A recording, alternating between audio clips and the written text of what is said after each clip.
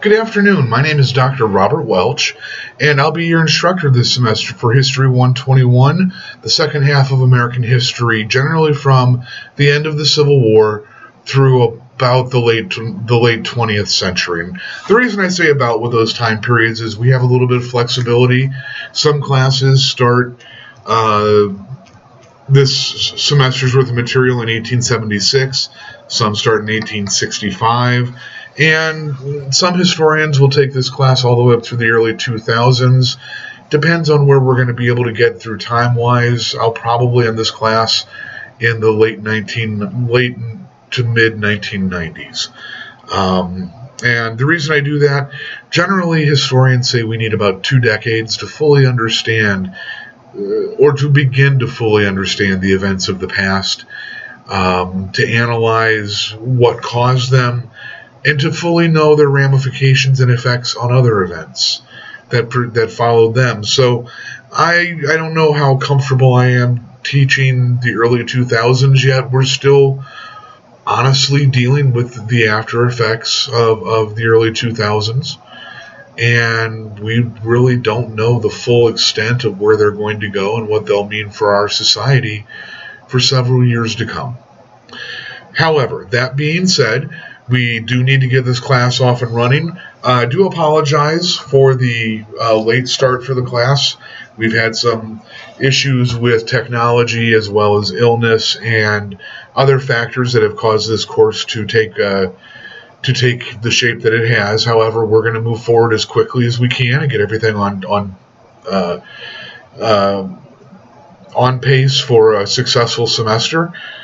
Your syllabus has already been distributed to you through the internet interface. My contact information is there. One thing to keep in mind, I do not live in Sioux Falls, and I will not, as of now, be holding office hours in Sioux Falls. So if you need to get a hold of me, please use my email. I will answer my email as quickly as I can. It's just if you email me at 1 o'clock in the morning, I'm obviously not going to be able to answer that email immediately. But I will answer your emails within general business hours as quickly as I can to make sure that all your questions are taken care of, everything is on track, and that you understand the material. And honestly, if something happens and we need to set up a meeting, I'd be glad to do something like that. Perhaps we can Skype. Perhaps I can actually go up to Sioux Falls as well. Well, that will develop as we need it to. So, one question I've been asked already via email is the textbooks. The textbooks are available via the bookstore. They're listed in the syllabus that you have. Our main textbook this semester is Major Problems in American History. Major Problems in American History is not a conventional textbook per se. What we have is each chapter of the book deals with various eras in American history from between 1865 and the early 2000s. But what this book is it's a combination of primary documents reader as well as a few essays in each chapter unit that allow for an expansion and a deeper understanding of the material that we'll discuss for that period. Primary documents, if you're unfamiliar with their study, are a great way to look at history. They are documents, in this case, written and left to us by people who are living the events that they are writing about. And they're generally written in the time period that they're referring to.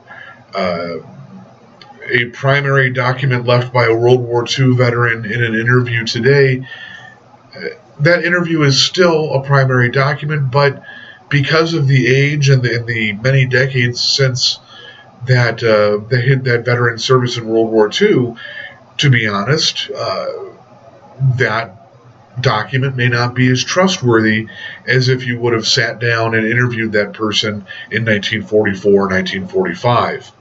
So what we have here is a small selection. You won't be reading every single primary document, and you won't be reading every single essay, but you will be reading a small selection of them.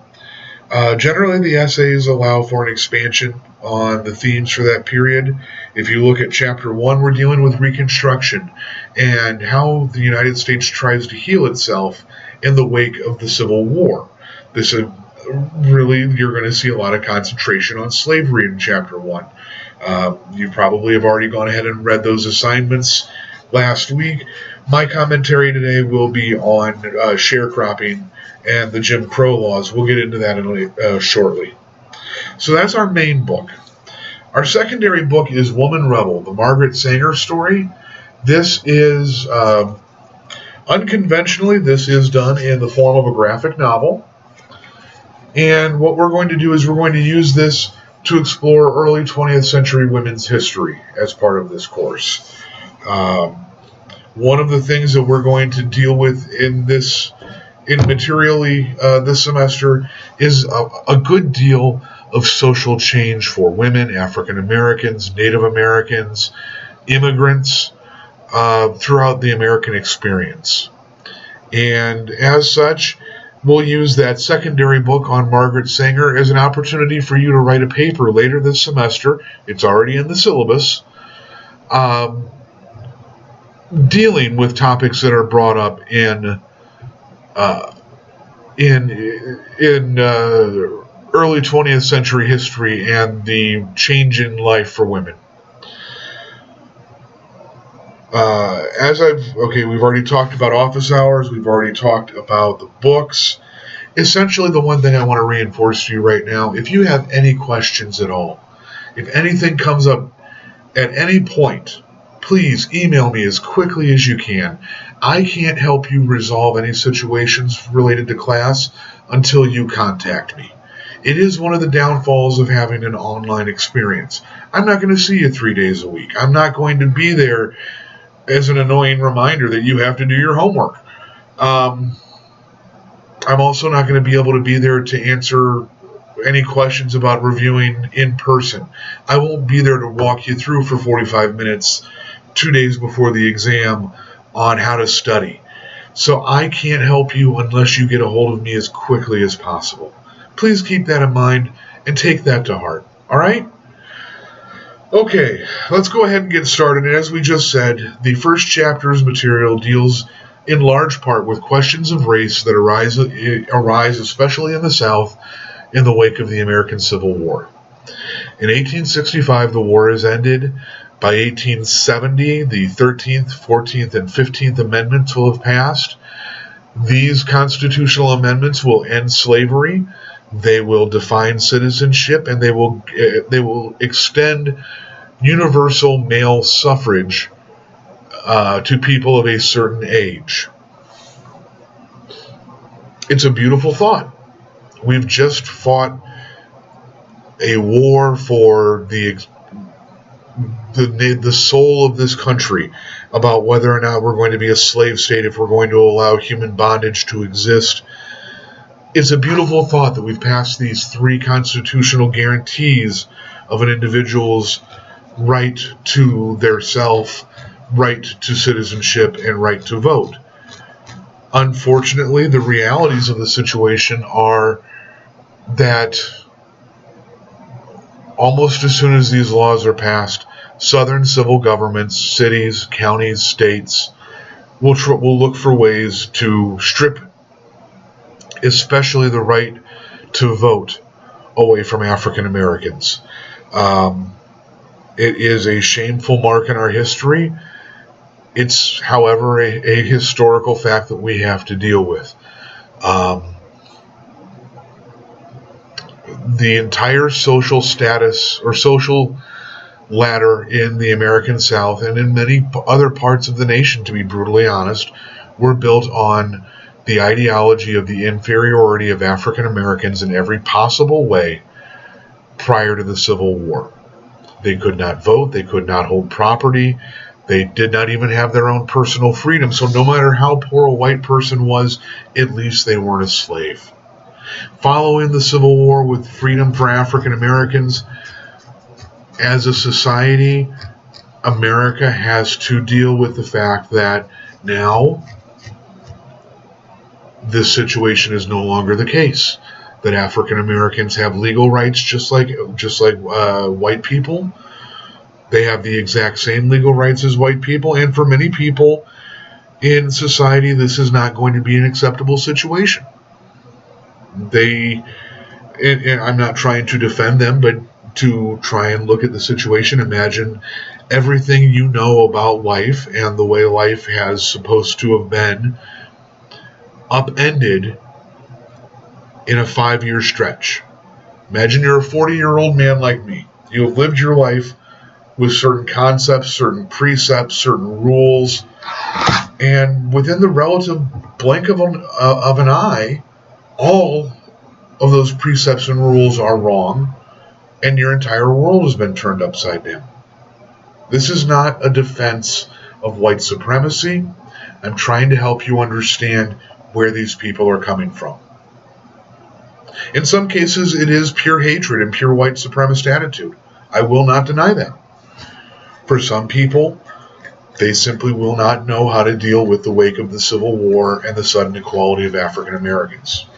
What we'll see on a legal front are moves such as initially the black codes, which will be struck down by various administrations, as well as the rise of Jim Crow laws. These are laws meant to act as social controls across the South. They vary city to city and state to state. Essentially what they do is they reinforce the social norms of African American inferiority through legal mechanisms or questionable legal mechanisms until they are overturned. A great case in point for the black codes are vagrancy laws. It is generally accepted by those who have studied these that if a white man is picked up for vagrancy, such as begging or loitering, something as simple and mundane as that, the white man might be told by the sheriff or the police officer to cut it out, go get a job, you get out of town, you got an hour to make it to the edge of town, then we don't want to see you here anymore. If an African American male were to be picked up for a crime of vagrancy, they might spend months in the penitentiary. Some places are going to try and have African Americans post bonds in order to live in a certain place. They're not going to be able to post those bonds because they have no cash money, because they haven't been paid for their labor for the first, or up until 1865. We're also going to see, well, in essence, the Jim Crow laws and the black codes, while coming at different periods of time in the late 19th century, are all used as a means to make African Americans sure of the place that they are supposed to occupy in their local areas. As an example, on page 6 of the textbook, we have Louisiana black codes reinstate provisions of the slave era. Let's take a look at some of these real quick. Section 1. Be it therefore ordained by the Board of Police of the town of Opelousas that no Negro or freedman shall be allowed to come within the limits of the town of Opelousas without special permission from his employers, specifying the object of his visit and the time necessary for the accomplishment of the same. You can't enter a town if you're black. And if you come, your employer, even though you're a free man, your employer has to give you a note saying you are entering the town at this time, you will be leaving the town at another time, and this is how long it should take you to do your job. I wouldn't even treat my 7-year-old like that. Section 3. No Negro or freedman shall be permitted to rent or keep a house within the limits of the town under any circumstances, and anyone thus offending shall be ejected and compelled to find an employer or leave the town within 24 hours. An African American can't own property in Opelousas, Louisiana in 1865. Section 6. No Negro or freedman shall be permitted to preach, exhort, or otherwise declaim to congregations of colored people without a special permission from the mayor or president of the Board of Police. African American church groups can't even have African American ministers. The white community feels like they need to even go so far as to control the way the Christian message is spread amongst the African American congregations in this area. That's just one town's example, and those are laws that are passed to reinforce African American inferiority and social control by whites. There's also going to be de facto means put into place. We can call the difference de jure of the law and de facto of fact. And a de facto mechanism for maintaining social superiority, quote unquote, would be something similar to what we call sundown towns, which are going to survive through the 20th century. Essentially, a sundown town will either have a committee or group of people who informally enforce it, and they'll communicate this to African American men, or there's literally sometimes a sign on the edge of town that says, don't let this derogatory term for African American, don't let the sun go down on your ass while you live in this town. Don't be here after dark. If you're here after dark, the nicest thing they're going to do is beat you up and scare you and move you to the edge of town. People will be lynched. People will die because of sundown towns and this message. So legally, that's the legal situation for African Americans in the South. They're going to lose the vote incredibly quickly. White politicians will work hard to place poll taxes, literacy exams, property ownership requirements, all on the ability for a person to vote. And since most African Americans will not be able to meet these, or African Americans will be tested in such a way that it is impossible for them to meet them, you might be given an entire page of the Old Testament written in Latin, and you have to translate it. And if you can't translate it, obviously you can't read, or you're not literate. They might do the exact same thing with a page of the newspaper. If you can't read an entire story out of the newspaper, and they're going to find the hardest story they can, you won't be able to vote. This is the day-to-day reality of African Americans in the South. And to be brutally honest, it's going to remain this way up through the early to mid 20th century. Another situation that African Americans will deal with, that they'll have to make their living through, is sharecropping. Please keep in mind that the South, while not widely technologically advanced, did have large cities where steel mills, ironworks, various aspects of industry developed. However, in the rural countryside, just like in the rural North, agriculture predominated Southern society. We really have to keep in mind that after the Civil War, something like probably 85% of America's population still made its living farming or supplying farmers. So don't buy into the North was industrial and the South was agricultural. They were both agricultural. There were just more industrialized cities in the North than there were in the South. But that being said, cotton, prior to the Civil War, prior to 1861, cotton was the number one export that drove the American economy. And as soon as the Civil War ended, probably by the crop year of 1867 or 1868, the South was once again producing cotton in such a manner as to be the number one export of the American economy again. This country really did run on cotton. It fueled coffers. It brought in wealth for the South. It brought in wealth for northern mill owners who had to have cotton to produce thread, fiber, yarn, and whole cloth. It did the same thing for textile mills all across Europe. Cotton was an incredibly important crop. And it retook its place right after the Civil War. However, there's one thing to keep in mind. Cotton isn't actually going to mechanize until the 20th century. It's the first mechanical cotton harvester isn't going to be developed until the 1990s, to be honest. It is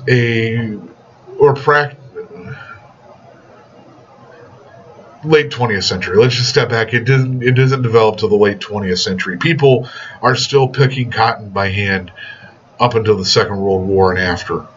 Cotton is a hand crop. It is planted by hand. The weeds are going to be chopped by hand. It's going to be harvested by hand. As such, in order to get cotton production going again, Southern landowners and Southern bankers are going to need labor. However, slavery's over. Slavery's been ended by the Lincoln administration. So what are they going to do? They're going to turn to sharecropping. Essentially what sharecropping is plantation owners are going to take their lands, they're going to break them up into 20, 30, 50 acre units, and they're going to build a house, maybe build a small storage shed or a barn on each of these little parcels, and then they're going to rent these parcels out to former slaves. Remember, when slavery ended, there was no job training program by and large. If you lived in the right area and the Klan didn't scare it off, you could learn how to read. You might be able to learn arithmetic, but there's no large-scale job training program following the end of slavery. Most slaves spent their lives as agricultural laborers, and so what we'll see is a chance for them to go back to try and make a living doing the only thing that they actually know how to do. The only problem is, in order to sharecrop, initially, the concept why it's called sharecropping is that to pay your rent, you have to give a share of the crop to the landowner. This could be done in the form of a cash payment or actually giving them a percentage of the physical cotton or tobacco or peanut crop that you've raised on their land for them to sell. Once you've done that, well, then you have to take care of the rest of your bills. And perhaps you've borrowed money from the bank or from the store to buy seed and fertilizer and tools, clothes for yourself, food for your family. All of these bills are paid back at the end of the agricultural year when the harvest is sold. Sometimes you'll borrow from many different places. Sometimes you'll just borrow from the landlord and he'll tack that on to your rent allotment at the end of the year. The exact situations varied across the South, but what happened was very, very few people could actually make enough money as a sharecropper that allowed them to pay off all of their debts and advance some type of a profit at the end of the year. Almost every person, black or white, that was caught up in sharecropping was stuck in a constant debt cycle that was, in some cases, even designed to be passed on to children and keep families tied to the land in debt peonage, debt slavery, for decades.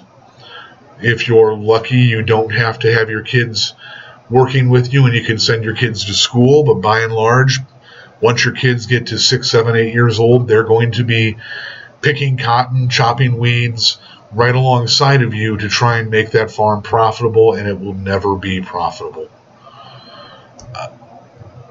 We say to ourselves now with a modern context, well, why don't you just get up and move? How? Former slaves have no money. Again, we had no job training programs when slavery ended. We also never gave them money or reimbursement for anything that they may have done, or any type of stipend or any type of financial support. It was deemed as scandalous that somebody would even think of doing something like that. We're a free market economy, and as such, we need to let people be free and do as they please. We're not going to give money to support these people or to educate these people. And so African Americans are broke. They have no skills. They have no one that they can rely on. and they have no real ideal place to go. There is no real way to escape this sharecropping economy that develops in the South. The only thing that's actually going to end sharecropping is the Great Depression and the New Deal under the Franklin Roosevelt administration. But I'm jumping ahead of myself. That's a story for a different class period. So, thank you very much for your time. Next, I'm going to try and see if I can maybe put together another video towards the end of the week, start talking about the rise of Western expansion. If you have any questions, again, I want to really reinforce to you to contact me as soon as you have a question. I'd be glad to speak with you and get everything taken care of. I hope you guys have a great day. Thanks for watching. We'll talk to you soon. This is Dr.